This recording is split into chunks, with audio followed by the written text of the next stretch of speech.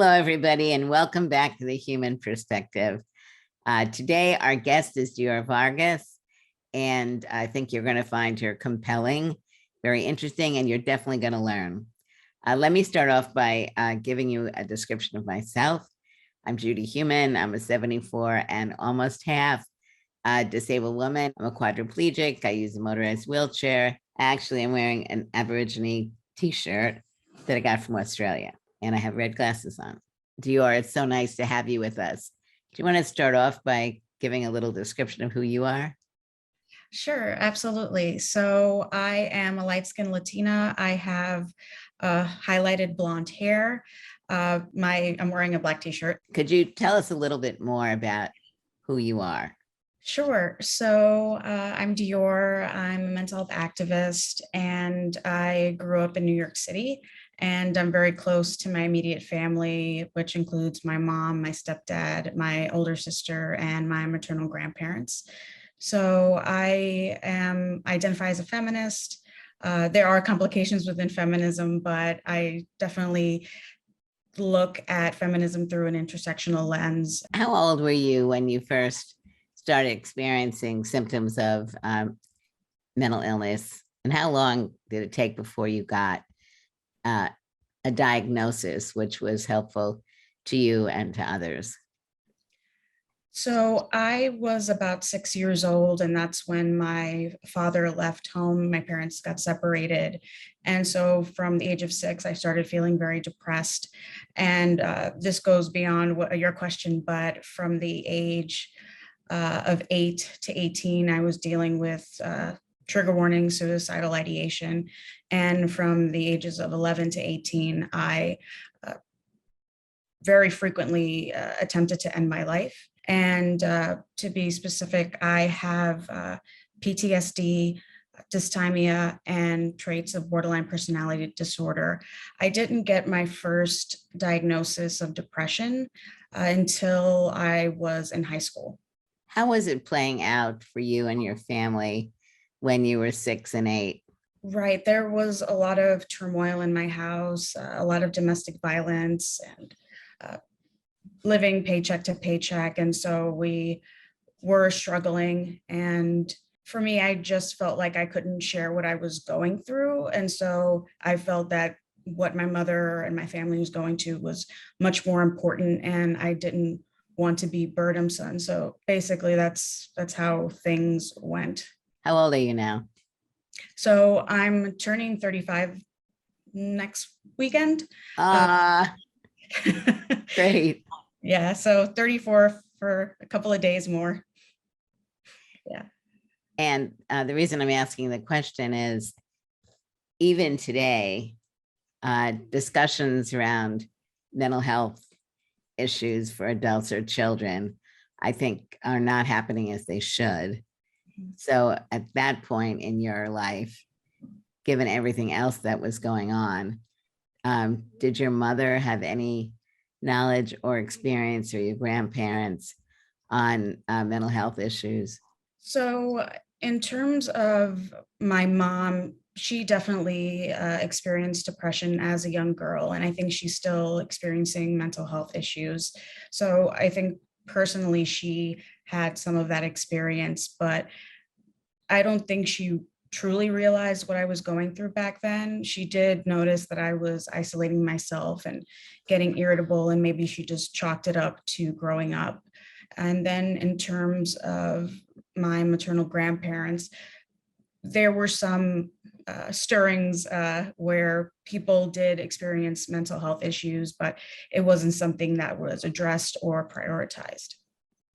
And mental health services like today are still not available as they need to be. Mhm. And so you were going to school, and none of your teachers noticed anything going on until you were like a teenager? Not at all.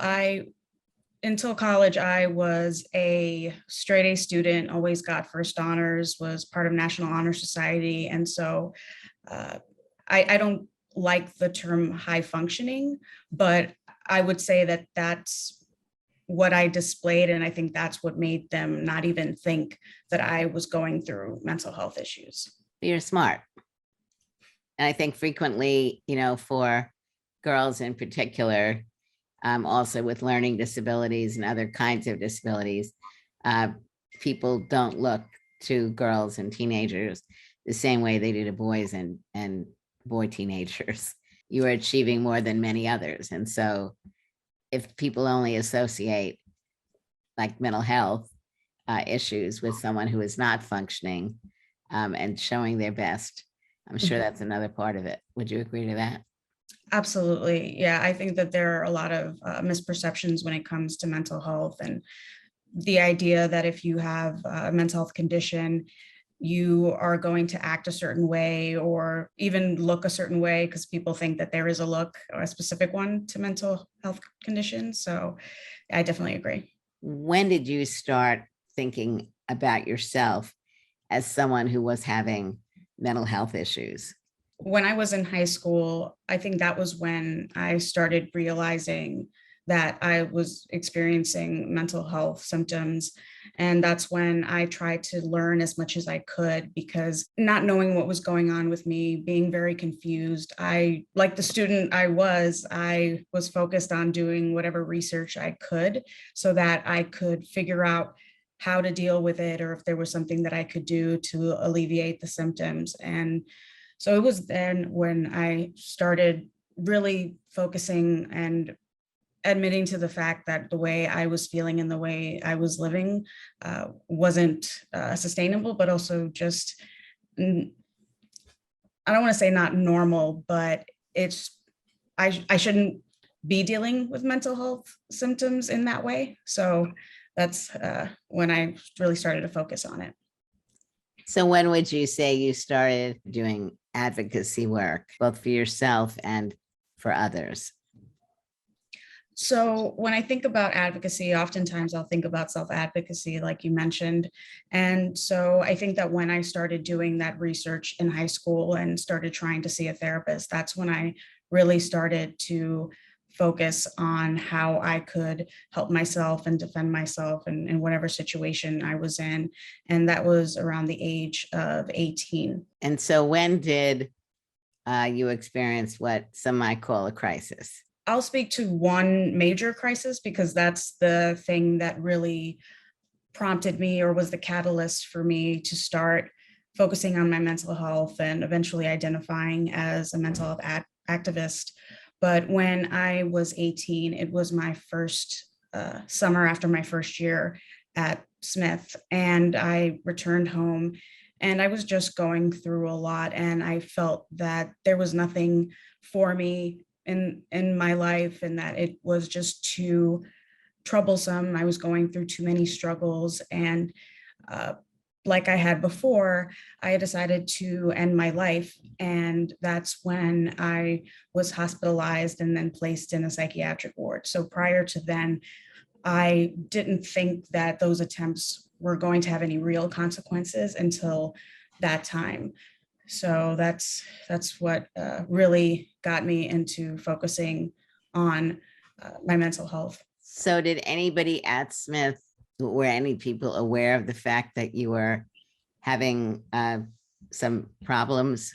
Definitely not my teachers or administration. I wasn't very close or had developed any sort of relationships with my professors. So the only person that really knew was my sister, but also one of the students at Smith. But it's not something that I particularly wanted to share. At that point, were there services available on campus for students who might want to speak to a counselor? So I didn't know about those services until after that summer, after my first year, but they do have a counseling center that you can go to.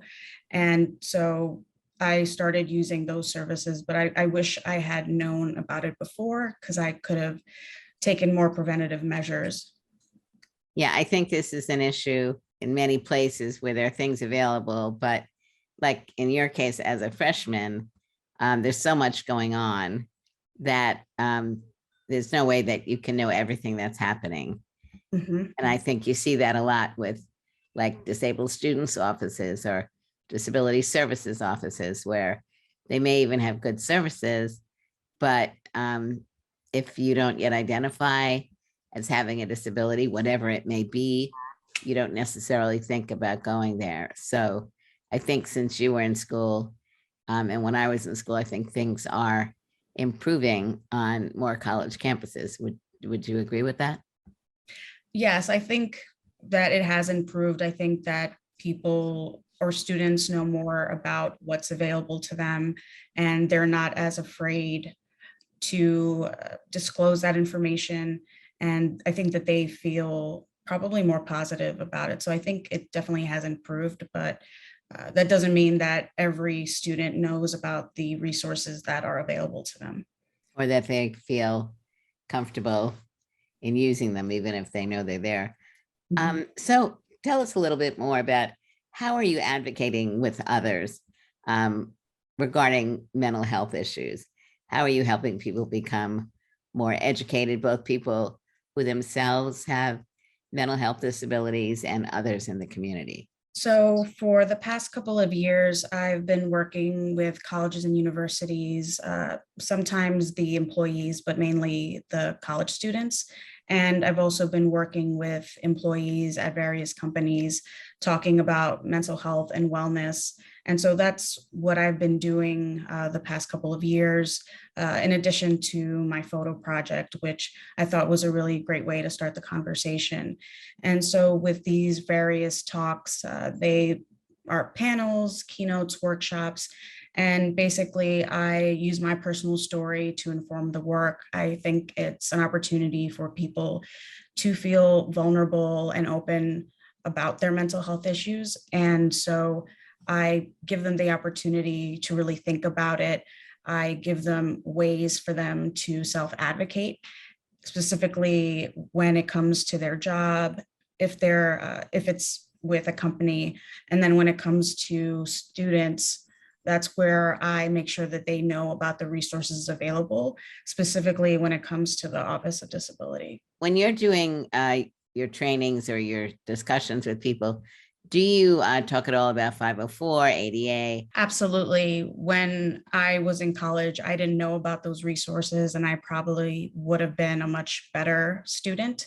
So when I do go to colleges and universities, I do make it a point to acknowledge mental health resources in general, but mainly the protections that they receive from the Americans with Disabilities Act.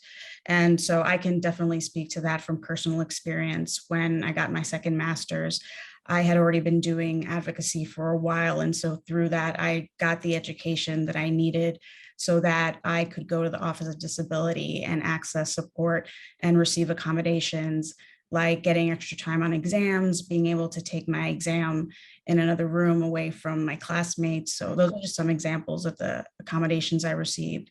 And I was a much better student for my second master's. And so I don't want any other student to struggle when there are resources available to them, because that's even more of a shame when there are things that can help. And so I definitely make it a point to share. And often a lot of students, that will be news to them. So it makes it really worthwhile that I know they will be proactive and find ways to advocate for themselves and get the accommodations they need.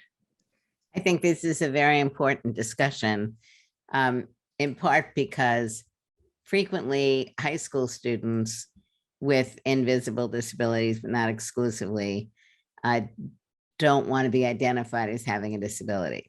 Clearly, as you're describing it for yourself, you didn't learn about this till you were on your way to your second master's. I have friends who, with ADHD, didn't get identified till she was in her master's program, exactly like you, was talking about what a difference it made to be able to get accommodations. So do you talk specifically also with people to find out whether they're reluctant to discuss their disabilities, and how do you encourage them to do that? Sometimes when I do my workshops, I try to do some sort of poll just to get a better idea of where people are when it comes to mental health. And sometimes it's overly negative, sometimes it's positive, which is a nice surprise. And so I think that gets them to start thinking about what they've experienced. But I definitely give them different ideas, tips, and tricks on how they can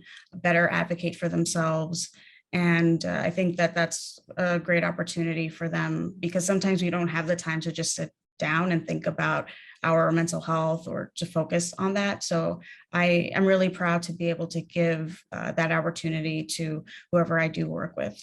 Like many of us, you're a complex being, and you have multiple identities, both as a Latina and queer person. And how have those particular aspects of who you are influenced your work? Right. I definitely use my personal experience, my lived experience for my work. Um, I think it's a way for me to connect with others. And definitely it takes time to trust someone, but I think that that really opens the floor for people to be open about that. Does your ability to be able to be reasonably transparent help other people also be willing to discuss things that they otherwise may not have done in the past? I think so. I think that when they hear about the struggles that I've overcome, and it gives them a representation that maybe they're less likely to have seen when it comes to mental health, I think that that gives them the opportunity to see something that they can connect with. When I did my keynote for Disability Rights Iowa, there was this young girl who came to me in tears, telling me that when I was talking, she felt as if she was talking. And I also overheard that after my talk, she started sharing that she wants to be a lawyer. And now that she's heard about how I've been able to accomplish a lot of things with my mental health condition, she feels that she can apply for law school. And so that's so meaningful for me. And it definitely validates the work that I do. And I think it really underscores one of your strengths, which is being able to be honest and forthright. And, my presumption is that you do this because you want other people to be able to move forward in life where their disability is one which they can identify and know about resources and things that they can do. Are there any particular resources that you direct people to? So it also depends on the audience. If I'm doing something, for example, for Latinx Heritage Month, I'll encourage them to access Latinx therapy or therapy for Latinx. They provide directories for Latinx mental health professionals. And so I think that that's really a great resource, because often it can be very hard to find someone that you can relate to, or just even find someone who takes your insurance if you do have insurance. And so I think that makes it a lot easier. When it comes to just communities of color in general, there's a national network of queer and trans mental professionals of color. It's probably named something a little bit different, but that's basically what they do. I also refer them to other things. If they're college students, I'll refer them to the Steve Fund. So it depends on the audience, but it's definitely whatever might be helpful to them. So in general, it could be crisis text line or the National Suicide Prevention Hotline, things like that. Thank you. Now let's move a little bit forward. You launched a project called the People of Color and Mental Illness Photo Project in 2014. So why did you do that? So when I decided that I wanted to become a mental health activist, it feels like a broken record, but I wanted to do research. I wanted to educate myself on the topic as best as I could.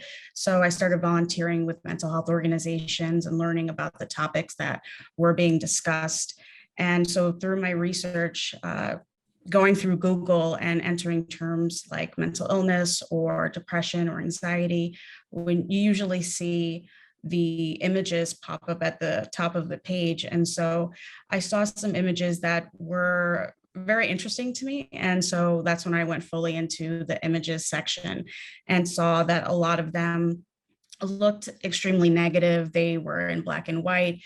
They just looked like they were suffering to no end. And while that can be valid for a lot of people, that's definitely not something that at least I can speak to.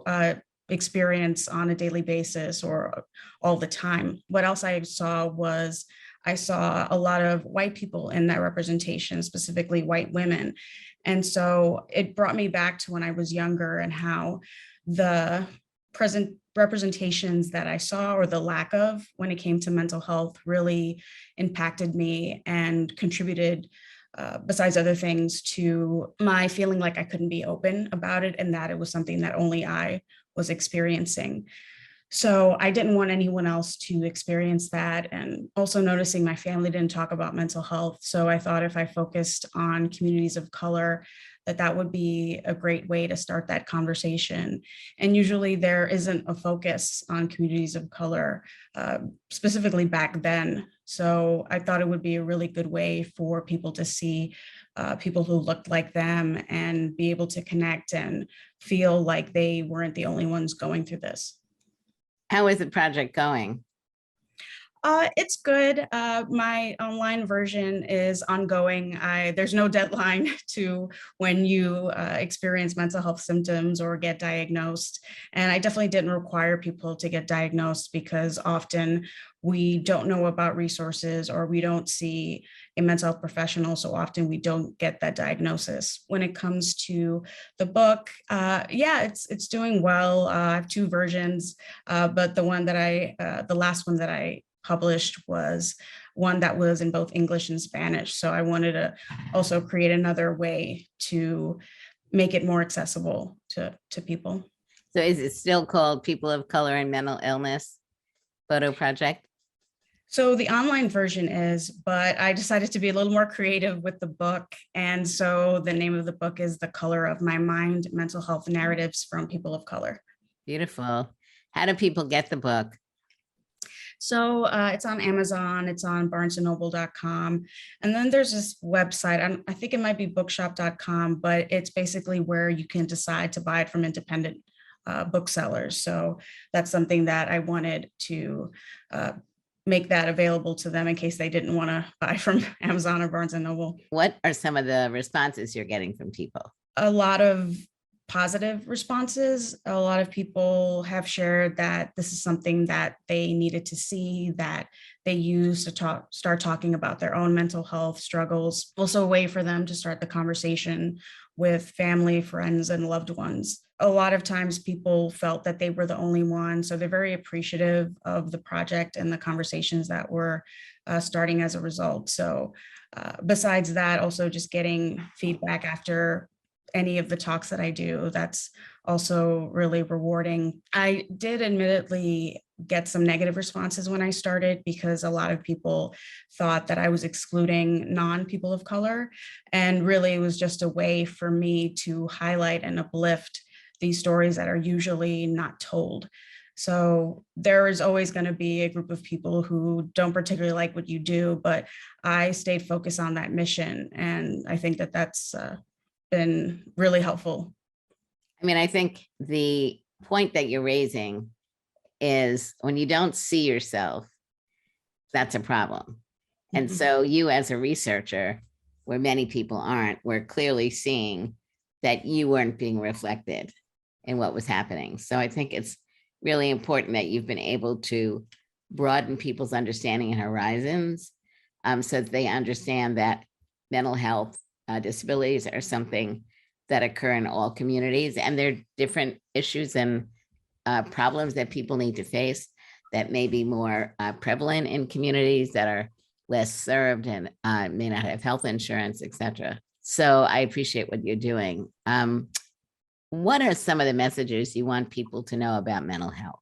While it can be hard to deal with mental health conditions, it's not something that will ruin your life. Your life is not over if you start feeling mental health symptoms or if you do get that diagnosis, that it's something that a lot of people experience, that you're not alone and that it is a community issue. So just not to think so negatively about mental health struggles, and knowing that there are people that are there for you, that love you, that want to support you. I think often we can feel so alone. So if we can really look to those who can support us, I think that can be very helpful. And you can accomplish so much with a mental illness or a mental health condition. So it's not the end of your life or the end of the world. You definitely will be able to cope. Who are some of the people in your life that have been important to you around your mental health disability and understanding and supporting you? Yes, my grandmother, my maternal grandmother, I remember one point she was telling me that it was okay to cry. My general upbringing was that crying was a sign of weakness, that you need to toughen up.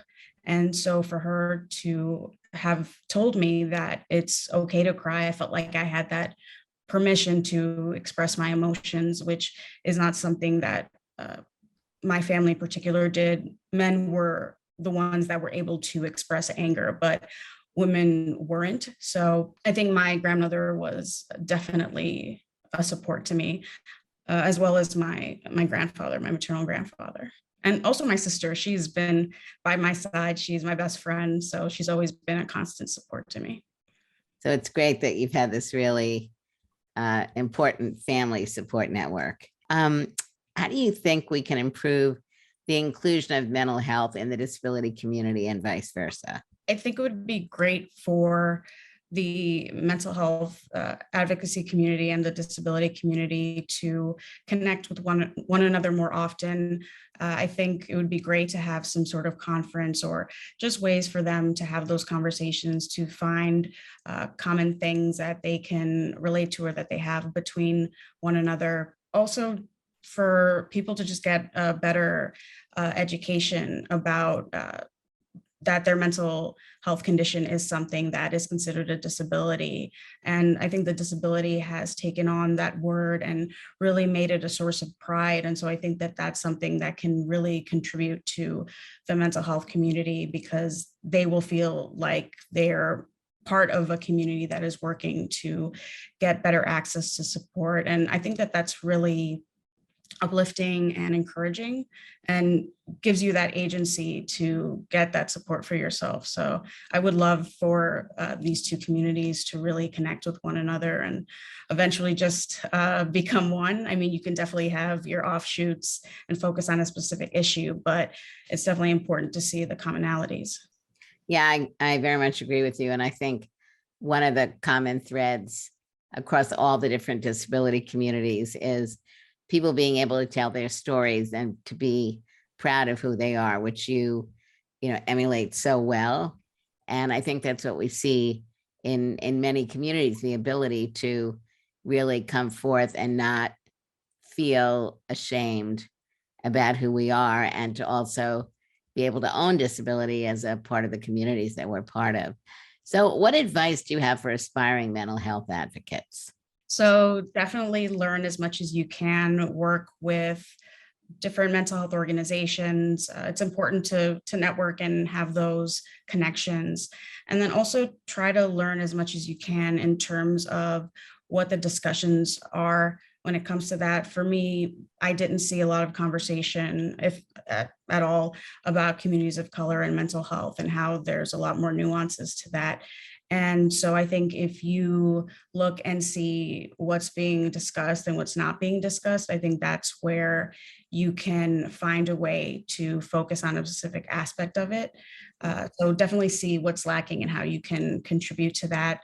And mental health advocacy can be difficult, specifically if you are using your personal experience. That can get triggering at times. It's important to really think about why you want to be a mental health activist, because when there are times that you worry you're not helping anyone, I think when you return back to your why, that's something that can help you continue fighting and moving forward. You know, one thing that I find unique about you is you love research. And I think it's a critical component in disability in any area, that research can be so very important in really helping to more clearly identify both what the problems are, and then to be able to look at solutions that are working, not working, that we need to continue to work more on. So how would you like to see research, education, and resource advancement? If you could control the world in this, what would it look like for you? I mean, there's the medical community that has their ideas, but I think it would be great to really look into the DSM and see the ableism in it, to really investigate and really go through what that looks like and how that impacts certain communities. I would love to see more mental health professionals of color, more of a push towards mental health professionals to get more of an education related to cultural competency or cultural compassion, and just for there to be more spaces where mental health is discussed and no longer brings any shame or stigma to it. What role do you think the media has to play in presenting the issue of people with mental health disabilities in a way which is informative and inclusive? It is such a crucial aspect of the way people think about disabilities. Whatever you see in the media, I think is really reflective of society as well. And so if you can have more positive representations, show the complexity of people's experiences, and that if you live with bipolar disorder, that the symptoms or your experiences are definitely not going to look the same as someone else's. And so showing the diversity within living with a mental health condition is extremely important.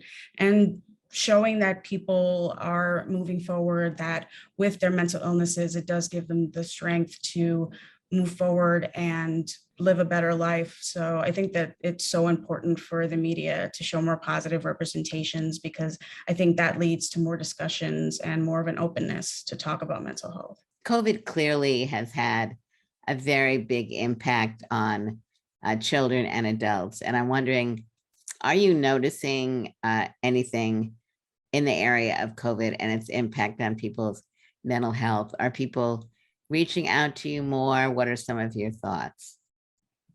I definitely have received a lot more requests for speaking engagements since COVID started, because I think that we had no choice but to realize how important mental health is. And a lot of people's mental health because of COVID have been deteriorating, and more people are experiencing mental health symptoms. So it definitely has impacted communities. It's unfortunate that COVID had to prompt these discussions, but I think making the best of it and finding ways to help other people through this process, because we're all going through it, I think is something that I definitely want to continue doing. Are you doing any work in the area of peer support? Back in the day, I did. I feel like in some way my work is sort of peer support, but Sure.